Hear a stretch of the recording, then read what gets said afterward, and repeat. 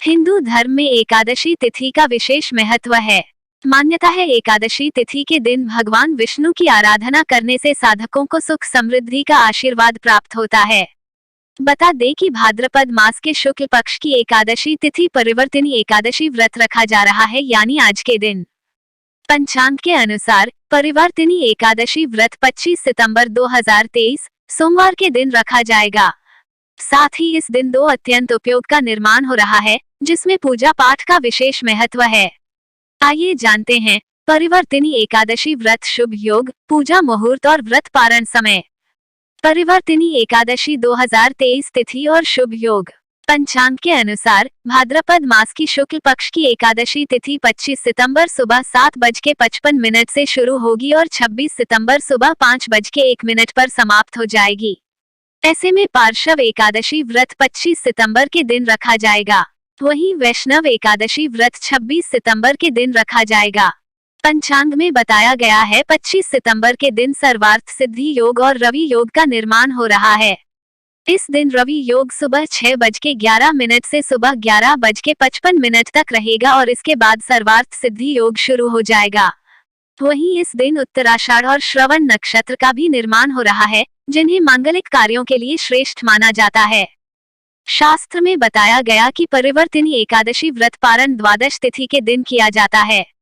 पंचांग के अनुसार पार्श्व परिवर्तिनी एकादशी व्रत का पारण 26 सितंबर दोपहर 1:25 से दोपहर 3:49 के बीच किया जाएगा। वहीं गौण पार्श्व एकादशी व्रत का पारण 27 सितंबर सुबह 6:11 से सुबह 8:30 के बीच किया जाएगा। दोस्तों, तो आइए जानते हैं परिवर्तिनी एकादशी व्रत कथा। ध्यान से सुनिए, बीच में छोड़ने से कोई फल प्राप्त नहीं होगा। पूरा सुनिए, व्रत कथा की पूरा लाभ मिलेगा। नमस्कार दोस्तों, बातें ज्ञान की यूट्यूब चैनल में आपका स्वागत है। इस चैनल के द्वारा भक्ति, ईश्वर कथा, पौराणिक कथाएं, प्रेरक कहानियां और ज्ञानवर्धक कहानियों का विशेष संकलन आपको मिलेगा और आप ऐसे ही ज्ञानवर्धक वीडियो देख पाएंगे। कृपया चैनल को सब्सक्राइब करें, वीडियो को शेयर करें और अपना बहुमूल्य साथ बनाए रखें। धन्यवाद दोस्तों। युधिष्ठिर कहने लगे कि हे भगवान, भाद्रपद शुक्ल एकादशी का क्या नाम है, इसकी विधि तथा इसका महात्म्य कृपा करके कहिए। तब भगवान श्री कृष्ण कहने लगे कि इस पुण्य, स्वर्ग और मोक्ष को देने वाली तथा सब पापों का नाश करने वाली उत्तम वामन एकादशी का महात्म्य मैं तुमसे कहता हूँ, तुम ध्यानपूर्वक सुनो। ये पद्मा परिवर्तिनी एकादशी जयंती एकादशी भी कहलाती है। इसका यज्ञ करने से वाजपेय यज्ञ का फल मिलता है। पापियों के पाप नाश करने के लिए इससे बढ़कर कोई उपाय नहीं। जो मनुष्य इस एकादशी के दिन मेरी वामन रूप की पूजा करता है, उससे तीनों लोक पूज्य होते हैं। अतः मोक्ष की इच्छा करने वाले मनुष्य इस व्रत को अवश्य करें। जो कमल नयन भगवान का कमल से पूजन करते हैं, वे अवश्य भगवान के समीप जाते हैं।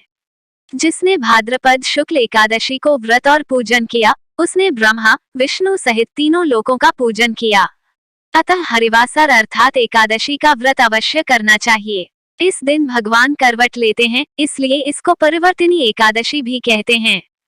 भगवान के वचन सुनकर युधिष्ठिर बोले कि भगवान, मुझे अतिसंदेह हो रहा है कि आप किस प्रकार सोते और करवट लेते हैं तथा किस तरह राजा बलि को बांधा और वामन रूप रखकर क्या क्या लीलाएं की। चातुर्मास के व्रत की क्या विधि है तथा आपके शयन करने पर मनुष्य का क्या कर्तव्य है, सो आप मुझसे विस्तार से बताइए। श्री कृष्ण कहने लगे कि हे राजन, अब आप सब पापों को नष्ट करने वाली कथा का श्रवण करें। त्रेतायुग में बलि नामक एक दैत्य था। वह मेरा परम भक्त था। विविध प्रकार के वेद सूक्तों से मेरा पूजन किया करता था और नित्य ही ब्राह्मणों का पूजन तथा यज्ञ के आयोजन करता था। लेकिन इंद्र से द्वेष के कारण उसने इंद्रलोक तथा सभी देवताओं को जीत लिया। इस कारण सभी देवता एकत्र होकर सोच विचार कर भगवान के पास गए। बृहस्पति सहित इंद्रादिक देवता प्रभु के निकट जाकर और नतमस्तक होकर वेद मंत्रों द्वारा भगवान का पूजन और स्तुति करने लगे। अतः मैंने वामन रूप धारण करके 5वां अवतार लिया और फिर अत्यंत तेजस्वी रूप से राजा बलि को जीत लिया। इतनी वार्ता सुनकर राजा युधिष्ठिर बोले कि हे जनार्दन, आपने वामन रूप धारण करके उस महाबली दैत्य को किस प्रकार जीता। श्री कृष्ण कहने लगे, मैंने वामन रूपधारी ब्रह्मचारी बलि से 3 पग भूमि की याचना करते हुए कहा, ये मुझको 3 लोक के समान है और हे राजन, ये तुमको अवश्य ही देनी होगी। राजा बलि ने इसे तुच्छ याचना समझकर 3 पग भूमि का संकल्प मुझको दे दिया और मैंने अपने त्रिविक्रम रूप को बढ़ाकर यहाँ तक कि भूलोक में पद, भुवरलोक में जंघा, स्वर्गलोक में कमर, लोक में पेट, जनलोक में हृदय, यमलोक में कंठ की स्थापना कर सत्यलोक में मुख, उसके ऊपर मस्तक स्थापित किया। सूर्य, चंद्रमा आदि सब ग्रहगण, योग, नक्षत्र, इंद्रादिक देवता और शेष आदि सब नागगणों ने विविध प्रकार से वेद सूक्तों से प्रार्थना की। तब मैंने राजा बलि का हाथ पकड़कर कहा कि हे राजन, एक पद से पृथ्वी, दूसरे से स्वर्गलोक पूर्ण हो गए, अब तीसरा पद कहाँ रखूं? तब बलि ने अपना सिर झुका लिया और मैंने अपना पैर उसके मस्तक पर रख दिया, जिससे मेरा वह भक्त पाताल को चला गया। फिर उसकी विनती और नम्रता को देखकर मैंने कहा कि हे बलि, मैं सदैव तुम्हारे निकट ही रहूंगा। विरोचन पुत्र बलि से कहने पर भाद्रपद शुक्ल एकादशी के दिन बलि के आश्रम पर मेरी मूर्ति स्थापित हुई। इसी प्रकार दूसरी क्षीरसागर में शेषनाग के पष्ठ पर हुई। हे राजन, इस एकादशी को भगवान शयन करते हुए करवट लेते हैं, इसलिए तीनों लोकों के स्वामी भगवान विष्णु का उस दिन पूजन करना चाहिए। इस दिन तांबा, चांदी, चावल और दही का दान करना उचित है। रात्रि को जागरण अवश्य करना चाहिए। जो विधि पूर्वक इस एकादशी का व्रत करते हैं, वे सब पापों से मुक्त होकर स्वर्ग में जाकर चंद्रमा के समान प्रकाशित होते हैं और यश पाते हैं।